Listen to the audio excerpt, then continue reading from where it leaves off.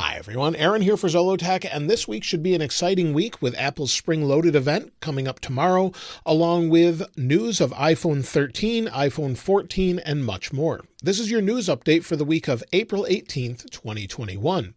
And the first thing is tomorrow's spring-loaded event. I'm not going to cover that in detail since I covered it in a different video, but Webbush Dan Ives is saying tomorrow in the spring-loaded Apple event, we expect new entry-level iPads, iPads Pro, and even an iPad mini with modest price increases. So we could see a modest price increase on the iPads that could be due to some changes or global chip shortages or anything in the supply chain.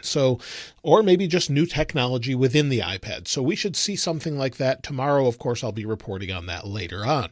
Now, to go along with tomorrow, the iMac supply is getting low in Apple stores. Many people expect a new iMac that could look like the Pro Display XDR, and hopefully we see something like that, but the iMac supply is getting low, specifically the smaller sized iMac, 21.5-inch iMac, but hopefully we see large iMacs as well tomorrow. So we're waiting for that, as well as those iPads, AirTags, and maybe even a surprise. So hopefully we'll see all of that. Now, something that we may or may not get at the event has to do with podcasts. So if you use the Apple Podcast app and you're on iOS 14.5, for example, you may have already noticed that you have an account icon in the upper right. That account icon isn't there in previous versions and hints that there could be some sort of account or subscription service tied to it. Now, we may not see this with the event tomorrow, but we could see this in the future where we could have more premium content and maybe pushing podcasts a little bit further, similar to what Spotify is doing with a subscription to their service. So maybe something along those lines, but that may not be at the event specifically. Now, as far as the next generation iPhone 13 is said to have a better 5G modem. So every year Qualcomm updates their modems. It's said to have a better 5G modem, and additional millimeter wave support is rolling out to more countries this time around. It was mostly just in the USA with the iPhone 12 series phones, and it could be in more countries according to Ming Chi Kuo. And the antenna is said to get smaller. Instead of being as long as it is, it's said to be a little bit shorter, but maybe a little bit wider, going more to the edges, which possibly could reduce the rigidity or strength of the iPhone, but in the Pro models, this being stainless steel, I'm not sure that that would be much of a concern. Now, as far as the notch is concerned, it seems like every week we're hearing more and more about this, that the notch is in fact going to be smaller. Here's some more samples that were shown by DuanRui, and he posted what the iPhone 13 glass would look like compared to new phones or current phones. So you'll see it's a little bit narrower. It's not shorter, but it's narrower, and that will give more room for things like your percentage in the upper right without having to use the control center. So we'll have more space on the display, and that's something I know a lot of people will appreciate, and then eventually, hopefully, we'll see it changed even more. But right now, it looks like the iPhone 13 series will have a narrower notch, and the headphone piece will be moved closer to the top with some rearrangements of the sensors and camera. So that's something we should see pretty soon with the iPhone 13 in September when Apple generally shows that off.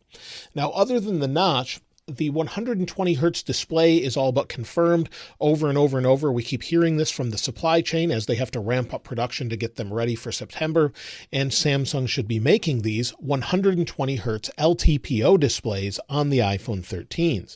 And many people were saying it might not be on the non-Pro models, or it may be on the Pro models. But according to Ross Young, he said to expect it on more than just one model. So hopefully we see it across the model lineup, and that seems to make a lot of sense that we would have a 120 hertz display on all of them, hopefully all of them, maybe just the Pro models, but hopefully all of them, and maybe even always on displays. Now, according to a patent that Patently Apple has found, Apple is going to step up their cooling in the new iPhone 13 series, meaning the iPhone 12s do get warmer than previous generation phones, it seems. They do manage that quite well, but to get more power and more performance out of the next generation processor, they need to cool it more efficiently. Right now, they use a graphite strip. Now they're going to use what seems to be a heat pipe, maybe a vapor chamber, but they've patented a new way to sort of cool the overall CPU within the iPhone. So that makes a lot of sense.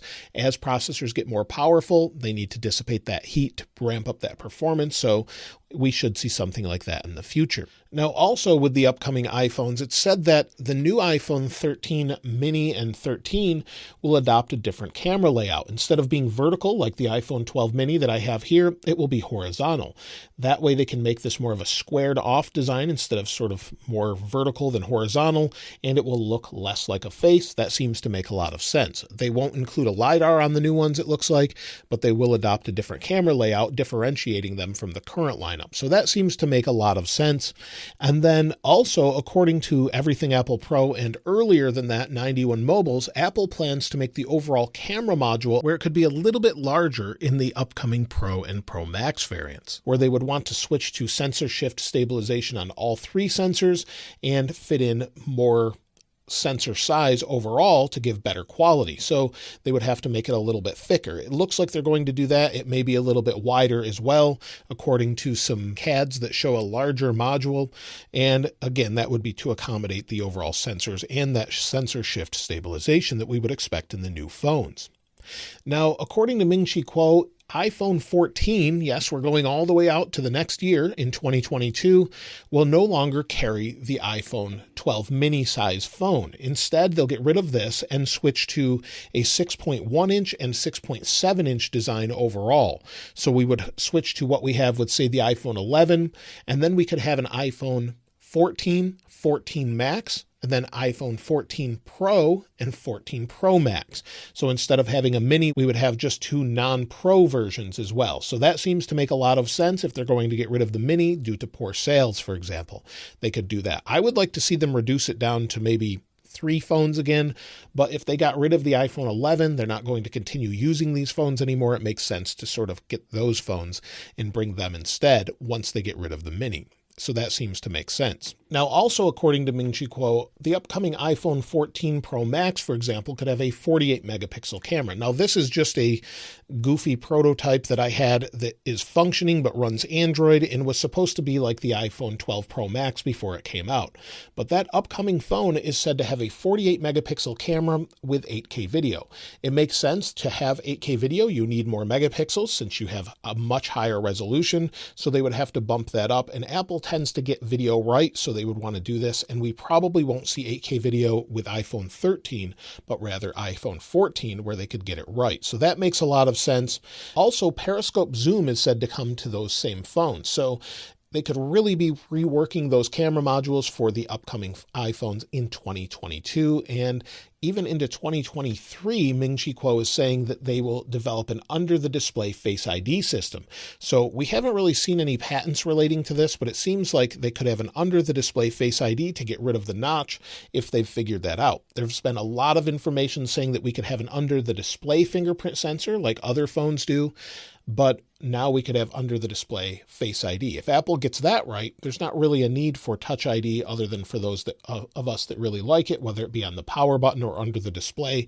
They could bring that soon, but in a couple of years, we could see Face ID without the notch, which I think a lot of people would really appreciate. Now, as far as iOS 14.5, I know a lot of people have been asking when to expect that. And if you're waiting for that, I would expect iOS 14.5 RC or release candidate right after the event tomorrow, the spring-loaded event. Expect that to release then with an announcement as to when to expect the final release of it coming this week. So we could see a final release of iOS 14.5 later this week or maybe next week, but based on what they've done previously, we should have the RC tomorrow and maybe the final at the end of this week, early next week at the most, based on what they've done in the past. Of course, they could change this, but it seems pretty likely. And according to Mark Gurman at Bloomberg, we should have an announcement as to when to expect it tomorrow. So look for that. Also, if you have iOS 14.5 and you have an iPhone 11, iPhone 11 Pro, or iPhone 11 Pro Max, and you're seeing that battery recalibration message, this is actually a good thing for many people, as they're saying after it finishes doing the battery recalibration, people are seeing higher peak performance or maximum capacities of their battery health. So it's remeasuring the physical capability of the battery within the phone and telling you more accurately how much of your battery is remaining. Batteries degrade naturally over time. It's just the way they go, unfortunately, until someone develops a better battery. And this is recalibrating to more accurately measure it. So hopefully you see better battery Health at this point, and we'll have to see. It's only on the iPhone 11 series for some reason, so maybe it'll be coming later to iPhone 12 or even iPhone 10, for example, but we'll have to wait and see about that. Now, if you've ever used Apple's Home app or connected devices, Apple partnered with Amazon, Google, and the Zigbee Alliance to better help standardize smart home devices. Right now, it's kind of different depending on if you're on Google or maybe on Amazon, and all of the devices don't work as seamlessly as they could. And they partnered in a project called Project CHIP, which stands for Project Connected Home over IP. And the overall idea is to make it easier for devices to work with your home network. And so they've partnered with this and are allowing people to standardize this and then sort of certify their devices starting later this year.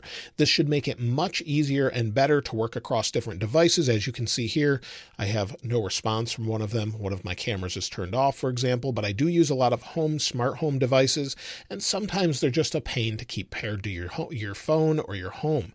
So hopefully we get a great improvement later this year. So I'm looking forward to that.